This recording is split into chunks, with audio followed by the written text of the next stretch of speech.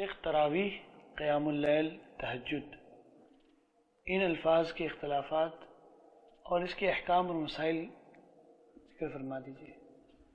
بارک اللہ فیکم۔ آپ نے جس طرح ذکر کیا ہے کہ تراویح، قیام اللیل اور تہجد، اور بلکہ ایک اور بھی نام ہے الوتر۔ آپ صحیح مسلم کو اٹھا کر دیکھیں تو امام مسلم رحمۃ اللہ علیہ نے اپنی کتاب باندھی ہے کتاب الوتر۔ وہ کتاب الوتر میں صرف وہ 3 یا 1 وتر نہیں جو ہم پڑھتے ہیں، وہ کتاب الوتر میں کیا ہے، وہ تہجد کی نماز کا بیان ہے۔ تو تہجد کی نماز کو وتر کا نام بھی دیا جاتا ہے۔ تو مختلف اس کے نام ہیں لیکن نماز ایک ہی ہے، ایک ہی نماز کو، اسی کو تراویح کہتے ہیں، اسی کو قیام اللیل کہتے ہیں، اسی کو تہجد کہتے ہیں، اور اسی کو بعض علماء نے وتر کا نام دیا ہے کیونکہ اس میں وتر ہوتے ہیں۔ اور اس کی دلیل کیا ہے؟ اس کی دلیل ہے رسول کریم صلی اللہ علیہ وسلم کی سنت۔ صحیح بخاری میں ام المؤمنین عائشہ رضی اللہ تعالیٰ عنہ کی حدیث ہے، فرماتی ہیں کہ نبی اکرم صلی اللہ علیہ وسلم کے حوالے سے کہ ما کان یزید فی رمضان ولا غیر رمضان علی 11 رکعہ، کہ رسول کریم صلی اللہ علیہ وسلم رمضان کا مہینہ ہوتا یا رمضان کے علاوہ کوئی اور مہینہ اور وقت ہوتا، آپ ہمیشہ رات کو 11 رکعت پڑھتے تھے۔ اگر ہم اس چیز کو لیتے ہیں تو کیا اس کا معنی کہ اگر تراویح اور ہے، تہجد اور ہے، تو آپ رمضان میں پھر کیا پڑھتے تھے؟ کیا تہجد پڑھتے تھے، تراویح نہیں پڑھتے تھے؟ یا تراویح پڑھتے تھے، تہجد نہیں پڑھتے تھے؟ تو ہمیں معلوم ہوا کہ نماز ایک ہی ہے لیکن صرف اس کے نام مختلف ہیں۔ اسی کو تراویح کہتے ہیں، اسی کا نام تہجد ہے، اور اسی کو قیام اللیل کا نام دیا جاتا ہے۔ احادیث کی روح سے ہم کو یہ معلوم ہوتا ہے۔ تو اس لیے لیکن اگرچہ بعض علماء کہتے ہیں کہ اگر آپ عشاء کے بعد پڑھ لیں گے تو تراویح ہوگی، اگر آپ رات کے آخری حصے میں پڑھیں گے تو تہجد ہوگی، لیکن اس کا بھی کوئی ہمارے پاس دلیل نہیں ہے۔ تو نماز ایک ہی ہے۔ دوسرا، اس تراویح کی یا تہجد کی نماز کے حوالے سے فضیلت کیا ہے؟ نبی کریم صلی اللہ علیہ وسلم کا فرمان ہے کہ فرضوں کے بعد، فرائض کے بعد افضل ترین نماز جو ہے وہ کیا ہے؟ صلاۃ اللیل، وہ رات کی نماز، تہجد کی نماز ہے، اسی کو تراویح کہہ لیں۔ تراویح یا تہجد یہ افضل ترین نماز ہے۔ اور خصوصاً رمضان کے حوالے سے رسول اکرم صلی اللہ علیہ وسلم نے کیا فرمایا؟ من قام رمضان ایمانا واحتسابا غفر له ما تقدم من ذنبه، کہ جو آدمی رمضان کا مہینہ قیام کرتا ہے، تہجد پڑھتا ہے، تراویح پڑھتا ہے، رات کو قیام کرتا ہے، لیکن قیام کرنے کا مقصد کوئی خالی رسم روٹین نہ ہو، اللہ کو راضی کرنے کے لیے، اللہ پر ایمان لاتے ہوئے اللہ سے اجر و ثواب لینے کی خاطر، تو اللہ آپ نے کیا فرمایا کہ اللہ تعالیٰ اس کے صاحب کا گناہوں کو معاف کر دیتا ہے۔ تو یہ اس نماز کی فضیلت ہے، اس کا یہ مقام ہے، اور خود نبی کریم صلی اللہ علیہ وسلم کی پوری زندگی کی یہ سنت ہے۔ کبھی آپ کسی وجہ سے رات کو اگر تہجد کی نماز نہ پڑھ سکتے تو دن میں یعنی ظہر سے پہلے چاشت کے وقت تقریباً اس کو قضا کرتے، جس طرح کہ ام المؤمنین عائشہ رضی اللہ تعالیٰ عنہ اور بعض دوسرے صحابہ کی احادیث ہیں۔ آپ اس کو قضا کرتے، جس سے پتہ چلتا ہے کہ آپ کا کس قدر اس نماز کے لیے اہتمام ہوتا تھا۔ تو اور خصوصاً رمضان میں اور بھی زیادہ اس کا اہتمام بڑھ جاتا تھا۔ اور یہ بھی کیا آپ نے تراویح کی جماعت کروائی، یا آپ اکیلے ہی پڑھتے رہے، یا دوسرے الفاظ میں ہم کہ یہ کہیں گے کیا تراویح اکیلے پڑھنا سنت ہے یا اس کی جماعت بھی کروا سکتے ہیں؟ ہم کہیں گے کہ دونوں ہی طرح سے سنت ہے۔ رسول کریم صلی اللہ علیہ وسلم کا عمل دیکھا جائے تو آپ نے اکثر و بیشتر تہجد کی نماز کو، رات کی نماز کو اکیلے پڑھا ہے، اکیلے ادا کیا ہے، لیکن بعض اوقات اکا دکا صحابہ بھی آپ کے ساتھ مل جاتے اور آپ ان کے ساتھ مل کر جماعت کرواتے، اور 2 یا 3 دن تک آپ نے بلکہ عموماً صحابہ کے ساتھ بھی اس کی جماعت کروائی، جس طرح کہ صحیح بخاری وغیرہ کے حدیث میں آتا ہے، ابو ذر کے اور دوسرے بعض صحابہ کے حدیث ہیں کہ رسول اکرم صلی اللہ علیہ وسلم نے لوگوں کو 2 یا 3 دن تراویح کی جماعت کروائی، اور لوگوں کو جیسے جیسے پتہ چلتا اور زیادہ جمع ہوتے جاتے، ہر روز پہلے دن کی نسبت بڑھ جاتے۔ تو آپ کو جب اس بات کا خطرہ محسوس ہوا کہ کہیں یہ تراویح کی نماز فرض نہ ہو جائے، تو آپ نے اس کی جماعت کروانا چھوڑ دی اور لوگوں کو اپنے اپنے طور پر اس کو پڑھنے کا حکم دیا، اور اس کے بعد آپ صلی اللہ علیہ وسلم کے فوت ہونے تک آپ نے دوبارہ تراویح کی جماعت نہیں کروائی۔ اور ابو بکر صدیق کے زمانے میں بھی ایسے ہی لوگ اپنے اپنے طور پر پڑھتے رہے، جماعت نہیں ہوتی۔ عمر فاروق کے دور میں جب ان کی خلافت تھی، جب انہوں نے دیکھا کہ لوگ الگ الگ اپنے اپنے طور پر رات کی تہجد کی نماز پڑھ رہے ہیں، تراویح پڑھ رہے ہیں، تو انہوں نے وہ خطرہ جو نبی اکرم صلی اللہ علیہ وسلم کو تھا وہ دیکھا کہ اب نہیں ہے، کیونکہ آپ کو کیا خطرہ تھا کہ وہی آ رہی ہے، وہی نازل ہو رہی ہے، اللہ تعالیٰ اپنے احکام میں سے جو چاہے بندوں کو دے سکتا ہے. تو آپ کو خطرہ تھا کہ کہیں فرض نہ ہو جائے، اب وہ خطرہ نہیں رہا، وہی بند ہو گئی. تو عمر فاروق نے حضرت ابی بن کعب اور تمیم الداری، 2 صحابہ جو قرآن کے حافظ تھے، ان کو حکم دیا کہ تم لوگوں کو جمع کرو اور ان کو جماعت کرواؤ.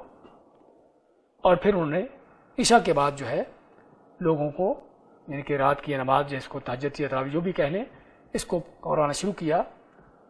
تو عمر فاروق کے دور میں دوبارہ سے پھر سے اس کی جماعت کی ایک شکل شروع ہوتی ہے. تو اس کا معنی یہ ہوا کہ ہم اس کو جماعت کے ساتھ بھی پڑھ سکتے ہیں اور اکیلے بھی پڑھ سکتے ہیں، دونوں طرح ہی سنت ہے. اور اس میں یہ بھی کہ اس کا افضل وقت کیا ہے. نبی کریم صلی اللہ علیہ وسلم کا فرمان ہے اجعلوا آخر صلاتکم اللیل وطرا، کہ آپ کی تمہاری آخری نماز جو ہے رات کی وطر ہونی چاہیے. یعنی تہجد یا وطر ایک ساتھ ہیں. اس کا معنی یہ ہوا کہ تہجد کی نماز کو یا تراویح کو بہتر ہے کہ آدمی رات کے آخری پہر میں پڑھے، سحری کے وقت میں اس کو پڑھا جائے. اور خود نبی کریم صلی اللہ علیہ وسلم کی سنت بھی یہی تھی کہ آپ آدھی رات کے بعد یا رات کا جب تہائی حصہ ہوتا تو اس وقت اٹھتے اور اس وقت اٹھ کر یہ نماز پڑھا کرتے تھے. تو اس کا افضل وقت یہ ہے، لیکن اگر کوئی عشاء کی نماز کے بعد پڑھنا چاہے تو تب بھی وہ جائز ہے، مشکل نہیں ہے. اس لیے عمر فاروق نے جب دیکھا نا لوگوں کو تراویح کی شکل میں عشاء کی نماز کے بعد پڑھتے ہوئے، تو انہوں نے کیا فرمایا نعمت البدعۃ ھذہ، کہ کیا ہی اچھا کام ہے. لیکن یہاں پر انہوں نے بدعت کا لفظ جو استعمال کیا نا، ہمارے بعض لوگ اس سے لوگوں کو گمراہ کرنے بہکانے کی کوشش کرتے ہیں کہ دیکھیے عمر فاروق نے اس تراویح کو اچھی بدعت کا نام دیا. لیکن ہم ان سے پوچھیں گے کہ عمر فاروق نے یہ تراویح کی جماعت کی جو شکل اختیار کروائی ہے، کیا پہلی بار ہوئی تھی؟ کیا نبی صلی اللہ علیہ وسلم کا عمل نہیں تھا؟ کیا صحابہ کرام نے پہلے اس طرح سے جماعت نہیں کروائی تھی آپ کے ساتھ مل کر؟ ہاں وہ کی تھی، لیکن ایک وقت تک، ایک عرصہ تک چھوٹی رہی. تو اس لحاظ سے انہوں نے اس کو اس لغوی بدعت کا نام دیا، نہ کہ وہ بدعت جس کو اللہ کے نبی صلی اللہ علیہ وسلم نے گمراہی کا نام دیا ہے. تو خیر کہنے کا مقصد تو تراویح کو جماعت کے ساتھ پڑھا جا سکتا ہے اور اس کو اکیلے پڑھا جا سکتا ہے، اور بہتر اس کا وقت جو ہے وہ رات کا آخری حصہ ہے، لیکن عشاء کے بعد بھی اس کو پڑھا جا سکتا ہے. اس کی تعداد کے حوالے سے کہ کتنی تعداد ہو، کتنی رکھتے ہوں، ابھی ہم نے تھوڑی دیر پہلے ام المومنین عائشہ رضی اللہ عنہ کی حدیث ذکر کی ہے کہ آپ صلی اللہ علیہ وسلم رات کو کتنی رکعتیں پڑھتے تھے، کہ رمضان ہوتا ہے، رمضان کے علاوہ کوئی دوسرا وقت ہوتا تو ہمیشہ 11 رکعتیں پڑھتے تھے. اس سے معلوم ہوا کہ اصل سنت جو ہے وہ آپ صلی اللہ علیہ وسلم کی 11 ہے. ابن عباس کی ایک دوسری حدیث میں آتا ہے کہ آپ بعض اوقات 13 رکعت پڑھتے، اور 13 رکعت پڑھنے کا معنی کہ آپ تہجد کی نماز چونکہ لمبی پڑھتے تھے، تراویح چونکہ لمبی نماز کر کے پڑھتے تھے، تو آپ شروع میں ہلکی سی 2 رکعتیں پڑھتے، پھر اس کے بعد یہ لمبی رکعتیں پڑھنا شروع کرتے. تو یہ مقدار ہم کو ملتی ہے رسول کریم علیہ السلام سے. اور آپ نے جو 3 دن جماعت کروائی وہ بھی اسی مقدار میں آپ نے جماعت کروائی، 11 رکعت ہی. اور عمر فاروق کے دور میں جس طرح کہ موطا امام مالک کی حدیث ہے کہ انہوں نے جب صاحب ابن یزید کی فرماتے ہیں کہ عمر فاروق نے جب لوگوں کو جمع کیا تراویح پر جماعت کی شکل میں، تو انہوں نے بھی 11 رکعتیں پڑھنے کا حکم دیا کہ وہی رکعتیں جو آپ صلی اللہ علیہ وسلم کے زمانے میں پڑھی جاتی تھی وہی پڑھو. لیکن صحابہ کرام نے جو جماعت کروانے والے تھے وہ چونکہ لمبی تلاوت کرتے، حتیٰ کہ بعض صحابہ لاٹھیاں لے کر ان کے سہارے کھڑے ہوتے.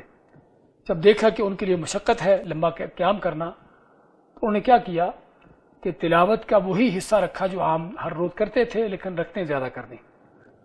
اب رکھتے کتنی زیادہ کی؟ ان رکتوں کے بارے میں آتا ہے کہ 21 رکعتیں بھی انہوں نے پڑھی، 23 رکعتیں بھی انہوں نے پڑھی، اور 36 رکعتیں بھی انہوں نے پڑھی. احادیث میں ان سبھی طرح کی رکعتوں کا ذکر آتا ہے کہ صحابہ کے دور میں اس طرح سے مختلف انداز سے تراویح پڑھی گئی ہے، مختلف تعداد سے.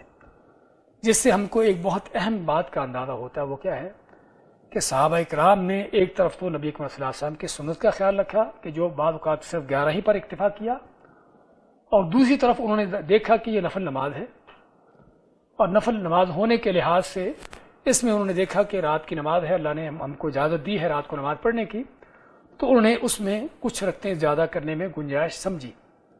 اور اس کا ثبوت اللہ کے نبی صلی اللہ علیہ وسلم کی حدیث سے بھی ملتا ہے.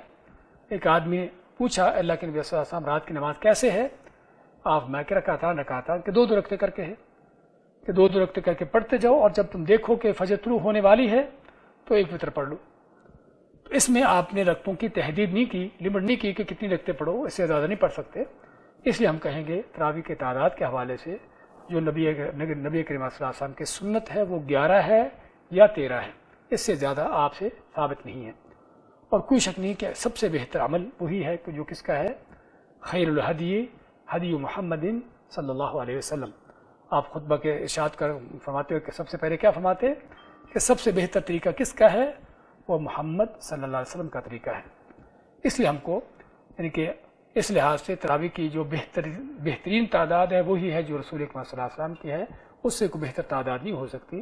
لیکن اگر کوئی عام نفل کی حیثیت سے اس کو زیادہ پڑھنا چاہے تو صحابہ اکرام سے، سلف صالحین سے یہ چیز ثابت ہے، اس کو پڑھ سکتا ہے، لیکن یہ نہ سمجھے کہ ایسا کرنا اللہ کے نبی کی سنت ہے۔ یعنی اگر کوئی 23 پڑھتا ہے، 21 پڑھتا ہے یا 36 پڑھتا ہے، نہ سمجھے کہ میں اللہ کے نبی کی سنت کے مطابق یہ تعداد کر رہا ہوں۔ آپ کی جو سنت کے مطابق تعداد ہے وہ 11 یا 13 ہے۔ شیخ بعض لوگ مسجد میں جاتے ہیں جہاں پر زیادہ رکعتیں پڑھی جا رہی ہیں اور پھر وہ پیچھے سے 8 پڑھ کے یا اس سے بھی کم پڑھ کے نکلنے کی کوشش کرتے ہیں اور نکل جاتے ہیں، تو شیخ ایسے میں رسول اللہ صلی اللہ علیہ وسلم کی کیا تعلیمات ہیں؟ دیکھیے، اس میں آپ یہ کہیں کہ رسول کریم علیہ السلام کے وقت میں کوئی اس طرح کی چیز ہوئی ہو کہ آپ کے پیچھے لوگ تراویح میں کچھ تراویح پڑھ کے نکل گئے ہوں، ایسا کوئی واقعہ تو ہمارے سامنے نہیں ہے۔ لیکن یہ ضرور ہے کہ بعض اوقات کسی فرض نماز سے کسی وجہ سے لوگ آدمی اس سے نکلا ہو، جس طرح کہ معاذ بن جبل رضی اللہ تعالیٰ جماعت کروا رہے تھے، تو جماعت کرواتے انہوں نے سورہ بقرہ شروع کر دی۔ ایک آدمی جو بیچارہ اپنے کھیت سے آ رہا تھا، اپنے گھر کو جا رہا تھا، اس نے تھکا ہوا تھا، اس نے دیکھا کہ میں تو کھڑا نہیں ہو سکتا، وہ چھوڑ کے چل دیا۔ ایسے واقعات تو ہم کو بعض اوقات ملتے ہیں، لیکن یہ کہ تراویح کے حوالے سے خصوصاً کوئی ایسی چیز نہیں ملتی۔ لیکن اس میں یہ ضرور ہے کہ اس میں ہم دیکھیں گے کہ ایسا آدمی کا تراویح کو چھوڑ کے جانا جو ہے، اگر تو اس کی کسی ضرورت کے تحت ہے تو پھر تو یعنی کہ کوئی حرج کی بات نہیں، کیونکہ نفل ہے اتنا تراویح، آدمی جتنی پڑھنا چاہے پڑھے، جتنی اگر چھوڑنا چاہے اس کو چھوڑنے کی بھی اجازت ہے۔ لیکن صرف اس بنیاد پر کہ میں 8 ہی پڑھوں گا اور 8 پڑھ کر چل دے، لوگوں سے نکل جائے، جماعت کو چھوڑ دے اور یا الگ ہو کر بیٹھ جائے، جس طرح کہ بیت اللہ میں حرم میں بعض اوقات لوگوں کو دیکھا جاتا ہے کہ وہ حرم کے امام کے پیچھے نماز پڑھ رہے ہوتے ہیں تو 8 رکعتیں پڑھ کے پھر وہیں پر وہ اپنی مجلس میں آ کے بیٹھ جاتے ہیں۔ یہ حقیقت میں اس طرح کے جو معاملات ہیں بالکل یہ یعنی کہ اخلاقاً بھی صحیح نہیں اور شرعاً بھی ایک امت کے اندر لوگوں کے اندر ایک اختلاف کی شکل ہے۔ اور نفل نماز ہے، اگر اللہ تعالیٰ نے آپ کو توفیق دی ہے تو اس کو زیادہ پڑھو، امام کے ساتھ کھڑے ہو۔ تو سنت کیا ہے؟ اللہ کے نبی صلی اللہ علیہ وسلم کا فرمان ہے، من قام مع الامام حتی ینصرف کتب له قیام اللیلہ، کہ اگر آدمی امام کے ساتھ کھڑا ہوتا ہے تراویح میں اور جب تک امام پڑھتا رہتا ہے نماز، اس وقت طول پڑھتا ہے، تو اس کو اللہ تعالیٰ پوری رات کے قیام کا ثواب دے دیتے ہیں۔ تو اس طرح کے لوگ جو درمیان میں چھوڑ کے چل دیتے ہیں، چھوڑ کے بیٹھ جاتے ہیں، کوئی شک نہیں کہ وہ پوری رات کا جو ان کو ثواب مل سکتا تھا قیام کا، اس سے محروم ہو جاتے ہیں۔ اس لیے اس طرح کی چیزوں سے انسان کو بچنا چاہیے۔ اگر امام کے ساتھ کھڑے ہیں تو اللہ کے فضل توفیق سے اس کی جتنی رکعتیں پڑھاتا ہے اس کے ساتھ مکمل کیجیے، نفل ہے۔ ہاں، آپ اگر چاہتے ہیں کہ سنت مقدار کے مطابق آپ 10 یا 11 سنت کے مطابق اس کو سمجھیے، اس کے بعد آپ اس کو عام نفل کی حیثیت سے پڑھ لیجیے تاکہ لوگوں کے اندر ایک اختلاف کی کیفیت پیدا نہ ہو۔